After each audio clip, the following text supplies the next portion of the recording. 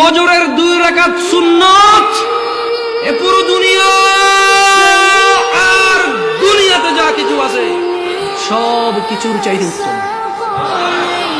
তাহলে যে 2 রাকাত সুন্নত পৃথিবীর চাইতে উত্তম, ওই 2 রাকাতের সুন্নতের পরে যে 2 রাকাত ফরজ রয়েছে, এই ফরজের আল্লাহু আকবার কি দিয়ে মিটাবা? এই ফরজের সামি আল্লাহু লিমান হামিদা কি দিয়ে মিটাবা? কত টাকার মালিক হয়েছে তুমি নামাজের কাফারা দিবা? যেখানে সুন্নত 2 রাকাতের মূল্য পুরো পৃথিবীর সমস্ত সম্পদ বিক্রি করে যদি একটা স্বর্ণ কিনা হয়, ওই স্বর্ণকে যদি এক পাল্লা রাখা হয়, আর ফজরের 2 রাকাত সুন্নতকে যদি এক পাল্লা রাখা হয়, ফজরের 2 রাকাত সুন্নত ভারী। ওই সুন্নত এত ভারী হলে ওই ফজরের নামাজের ফরজ যেটা তুমি ঘুমের মধ্যে কাটিয়ে দাও, ওই 2 রাকাত ফরজের আল্লাহু আকবার, সামি আল্লাহু লিমান হামিদা, আত-তাহিয়াতু সুবহান রাব্বিয়াল আযীম, সুবহান রাব্বিয়াল আলা কি দিয়ে কিনবা তুমি?